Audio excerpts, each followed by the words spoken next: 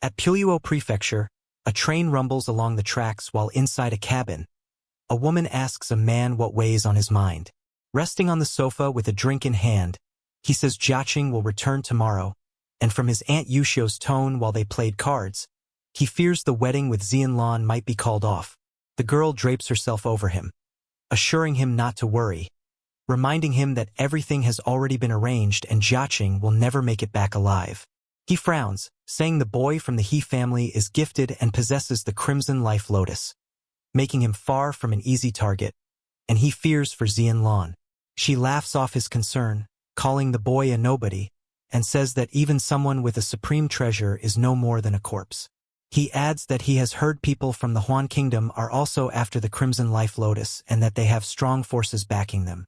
She takes his drink, curling around him again, and says he must be referring to the young master of the Jiangxiang gang, a fool who survives only on his father's name and would have been crushed long ago without it. With such little wit, he could never outsmart Xianlan. She insists, and reminds him that once Jiaqing steps onto the train, his death is sealed. At the station, a girl carrying a suitcase waves and calls out as two boys approach.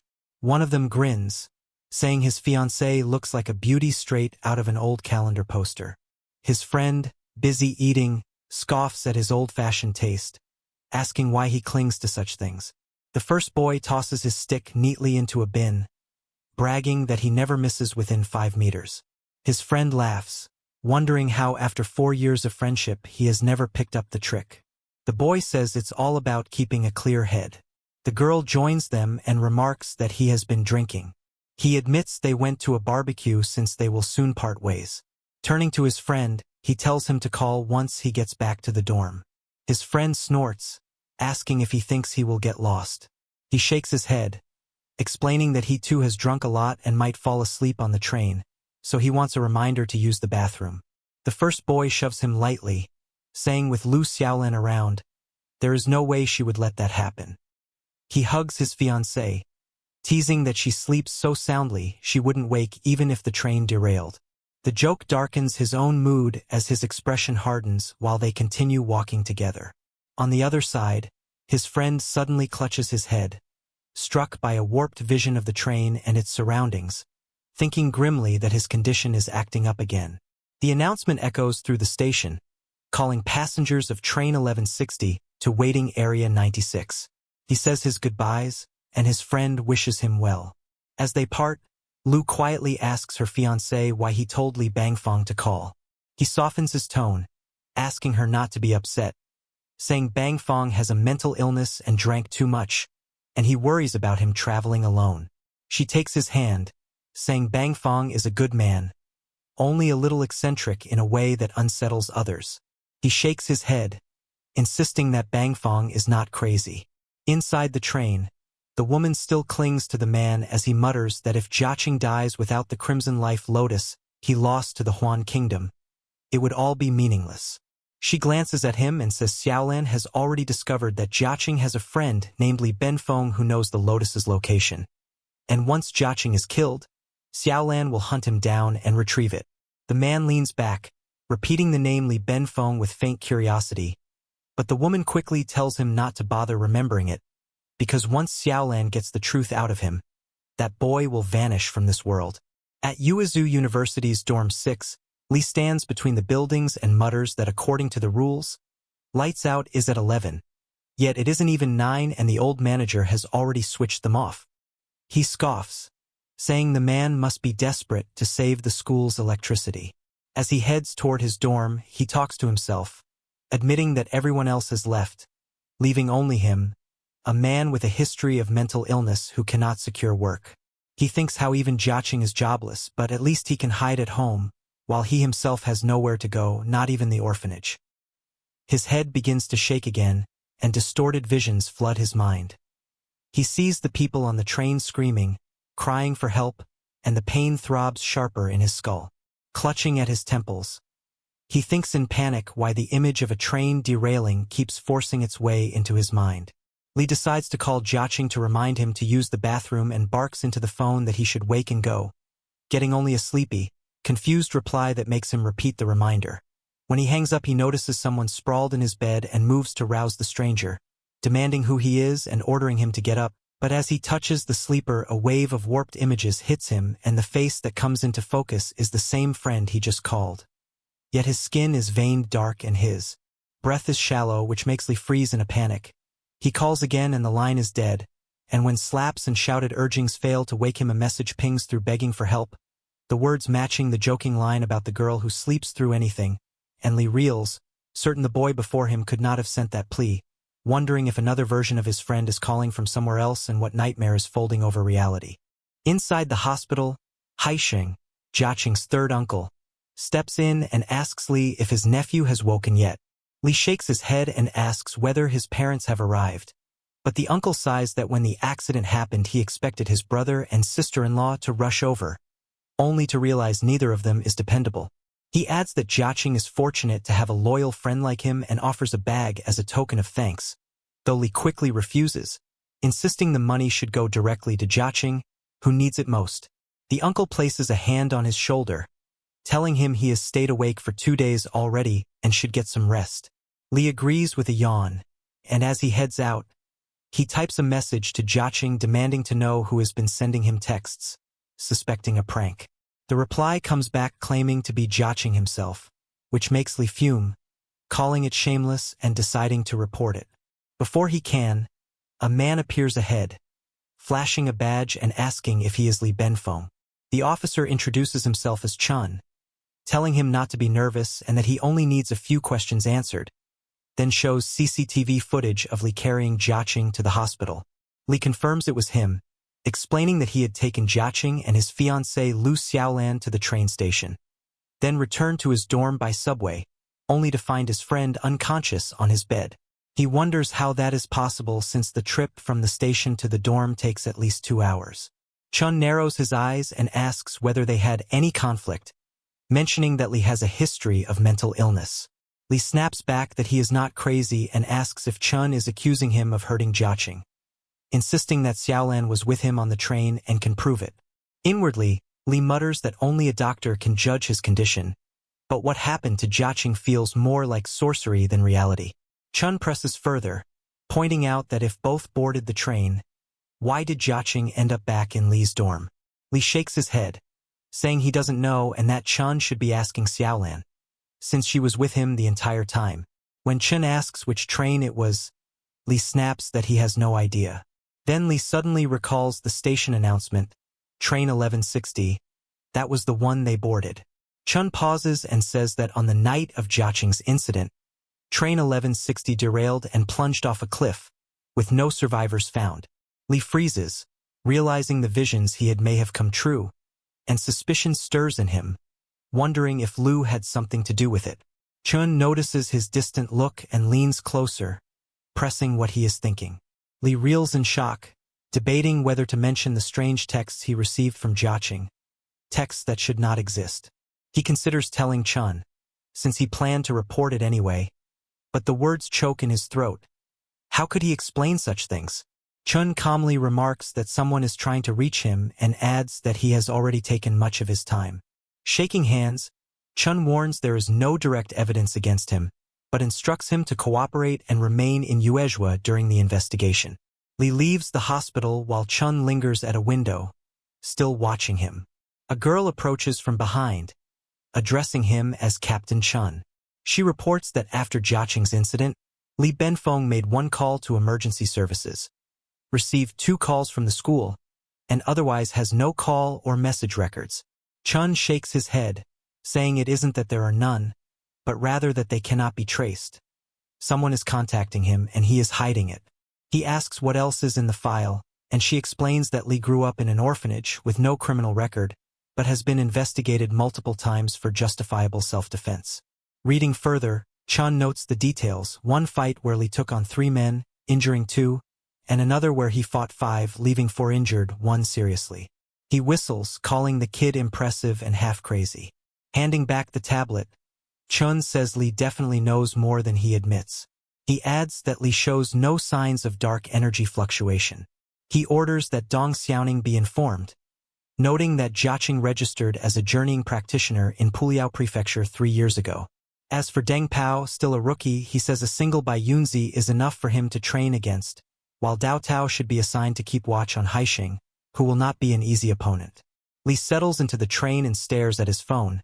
Certain Chun has already noticed the strange messages and started to suspect him, when another text arrives that seems to be from Jiaqing urging him not to trust the police and calling them liars, even sending a live location. Li clenches the device and fires back, asking who is really texting him, but the replies blur together. One appears to come from the third uncle, another from Officer Chun, and the same frantic voice he thinks is Jiaqing keeps repeating that they are all liars. A trio of contradictions that drags him into a vision of Jiaqing running and shouting not to believe them. Li walks across campus as his phone floods with messages that seem to come from Jiaqing, each one naming habits and secrets only the two of them share, and a cold thought slides in that someone is watching his every step. He fires back asking who is at the hospital and where the messages come from, then spots a man who might be following him. The next reply is frantic, no time to explain, the train is about to leave, if he does not come now he may never see him again. Please fetch something from a locker at the campus supermarket and bring it home, I will buy your ticket. He goes inside, stands before the locker and wonders aloud how to open it, then watches the screen scan his face and the door pop open as if by magic. Inside is a bag, and as he lifts it he texts that he feels followed. The answer comes curt, he is from the Dark Star Bureau, you cannot beat him. Curious and afraid, Li edges closer to the window to hear the man's phone call. The operative reports that Li Benfeng has taken an item from the locker, asks whether Captain Chun was alerted, and is told to return the item to the bureau. The caller's voice turns cold, saying simply, terminate the subject, because no one understands how dangerous the item is. The follower protests that Li is just a student, but the order stands, and Li reels at the word, not yet sure whether it means arrest or something far worse. Captain Zhao reminds the operative not to forget why his parents died and what kind of enemies they face, and when the man protests he coldly repeats the order to terminate the subject, retrieve the item, and conceal the body. The subordinate grits his teeth but has no choice and moves into the supermarket, only to find Li already gone. Furious, he refuses to let the boy escape, palms humming with green energy as he lunges after him and suddenly lifts off the ground, prompting Li to stare up and wonder if the pursuer is even human. The attacker dives in from the front and misses as Li sidesteps, landing behind him, and the man barks that Li must drop the bag and show his hands or be left no choice. Inside, the operative vows to prove Li deserves death if Zhao orders it, while Li, desperate and unwilling to be dragged deeper into this, steels himself and recalls the boast about never missing within 5 meters. His eyes flare with resolve as he hurls a small, searing projectile that tears into the man's face. The attacker howls, and Li seizes the moment to sprint for the train station, heart pounding and the stolen bag thumping against his back. Li runs until the station swallows him, sprinting through the crowd while the operative on his tail radios in panic tones that he lost the subject inside the terminal, and Captain Zhao snaps orders to terminate Li on site and wait at the station, snarling that if Deng Pao fails to kill Li then Zhao himself will do it, but warning Deng Pao to keep things quiet and not let anyone know. The subordinate pushes a lockdown plan.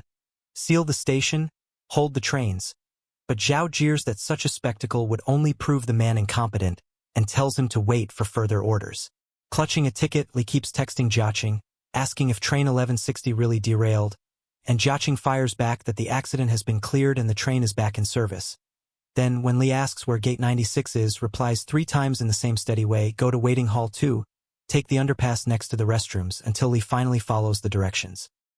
He descends into the underpass and the darkness presses in, but a faint glow marks the exit. When he emerges into the hall, he stumbles into a sea of people so vast the station feels like a place that was not there before, a crowd so impossible he can scarcely believe it. Reaching the spot, Li gets another message from Jiaqing asking if he bought food because the train serves nothing, and Li shoots back that no one told him at the campus market. Jiaqing says it was an emergency and warns him not to leave the carriage after boarding. A woman calls out to Li, offering instant noodles at 1 yuan a box, and he thinks the timing is perfect, answering that for a 2-day trip he will take 10 boxes. A station guard storms over, demanding to know who is selling goods and announcing he will confiscate them for running an unauthorized business. But Li hefts the full carton above his head and shouts that this is robbery in broad daylight. The woman steps forward and says she is his aunt, here to see him off with the noodles, and Lee clasps her hand to move past. He pays her, saying the price is fair and that he must board, and she smiles and tells him to take care as he waves and leaves. Captain Xiao appears and points at the woman, ordering Deng Pao to eliminate the suspect immediately and calling this the last chance. Deng Pao steels himself, thinking aloud that it is the last chance to kill Li, or rather the last chance Xiao has given him. Just then Captain Chan appeared behind them, telling Deng not to rush, but Zhao snapped that Li Benfeng had escaped with an important item, and this was their only chance to recover it. Chun calmly replied that it made sense Zhao should go, while they waited, and added that since Li carried the Lucky Star's item, he was bound to receive 3 strokes of fortune. Having Deng arrest him in front of the Lucky Star would be nothing less than sending him to his death. Chun then revealed that the noodle vendor was actually a Lucky Star tied to Li. Hearing this, Deng cried out in disbelief, saying Zhao still wanted him to hunt Li despite knowing, and how could Chun set him up like this? Zhao countered that he was not certain the woman truly was a Lucky Star, but the item's value demanded risks. Deng protested that Zhao wanted him to shoulder it alone, but Zhao reminded him it was his duty after letting Li slip away. Chun cut in sharply, saying it would be better to let things play out naturally, but Zhao retorted that Li was no dark energy user and heading for Polio Prefecture would be suicide, so it was best to end it now. Chun replied that Zhao could do as he wished, but he would not interfere. Privately Chun thought the young man, blessed by the Lucky Star, should be able to reach Polio Prefecture safely, though whether he would remain the same afterward was uncertain. Finally, Li boarded train 1160, with a trace of dark energy trailing behind him. The announcement came, welcoming passengers aboard and warning them not to move about freely, to keep curtains shut, never open windows, and not admit strangers into their cars. Staff would only check tickets and announce stops, otherwise never disturb them. Wishing everyone a safe journey, the voice ended. Lying back in his cabin, Li sighed in relief, exhausted, saying he could finally rest, finding the mattress softer and more luxurious than expected. Then a message from Jiaqing came, reminding him to follow the train's rules. Li quickly wrote back demanding to know what was happening, and Jiaqing replied that he was trapped in Yuangu and would explain in person once Li arrived. Pressing further, Li asked what was inside the package, but Jiaqing only answered that they should not talk about it now, urging him to rest after such a long day and promising to reveal everything when they met. Li lies back in his cabin, eyes closed and mind turning over the mystery, convinced the package must be a priceless treasure after overhearing Captain Zhao on the phone with that big-eyed man swear the thing would get many people killed. When the announcement warns the train will stop at the next station and anyone who wishes to depart should prepare. Minutes later a frantic pounding wakes him and voices shout at the door, "Mr. Open up, we just want to come in for a moment." And he freezes, baffled that the woman seems to know him though he has not left the cabin. A child and a man batter the door with threats to break it if he does not answer, and he suspects robbery, only to watch attendants arrive and demand tickets, which leaves an awkward stillness and a small, bitter smirk slips across his face at having judged them too soon. The speaker says the train will resume motion, and relief washes over him until a hand slams against the window and a woman on the roof begs to be let in. A sight so insane he can only think they must be crazy to ride the outside of a moving train. Then his head reels and a swarm of visions crashes over him. He grits his teeth, claws at his neck until it bleeds, and the skin prickles with a pressure like something trying to push out from inside, while dark images spiral and coil behind him as if waking with him.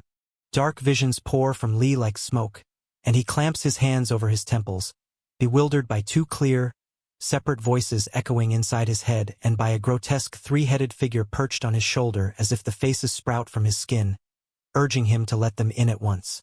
Down the corridor a conductor's voice calls this the stop and orders passengers to disembark, and through the window Li sees 3 figures clinging to the carriage, insisting they cannot get off because they must reach Hacheling, not Shantaeka, arguing that the peddler already left and they must pay the fare later.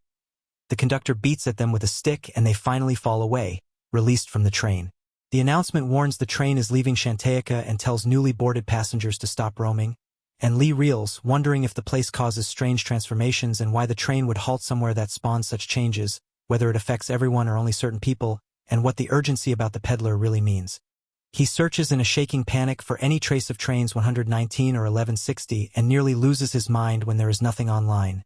No news of a derailment, no record at all, and the thought flashes that maybe Chen lied to him.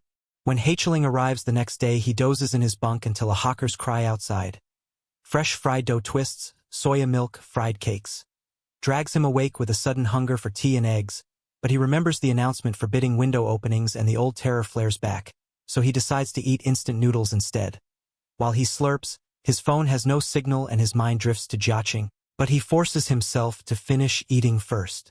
After finishing his meal, Li licks his lips and mutters he has never tasted instant noodles so good. But the craving only grows until he rips open the box and crunches the raw bricks, stuffing them into his mouth as if possessed. He groans that it feels like hundreds of hands are clawing inside him, gnawing at his insides, driving a hunger that will not stop. The announcement chimes that the train has left Hacheling, and at last the ravenous urge ebbs, leaving him horrified that he devoured 8 cups of noodles without control. He nearly vomits, but his phone buzzes, showing a message from Jiaqing with an address, urging him to come directly after disembarking since he cannot pick him up. Li squints at the screen, demanding where exactly he lives and why there are people sprouting 3 heads. But as he types, he realizes none of the stations appear online, the map is blank, and even his current location cannot be found. Evening settles in and he mutters that it has been an hour since the stop and still no reply, then jolts upright. His ticket says arrival is at 7 in the morning, yet darkness has just fallen, the schedule far too early even for a steam train. An announcement follows, citing a malfunction and instructing all passengers to remain in their cabins. Li flicks the switch but no light comes on, then clutches his phone as the only source of glow, only to see its battery draining and the charger dead, power completely cut. He curses aloud, ranting that the train itself killed the electricity, that everything happening deserves 100 episodes of some bizarre investigation series, and despairs at how he will ever reach Jiaqing's house without even a proper address.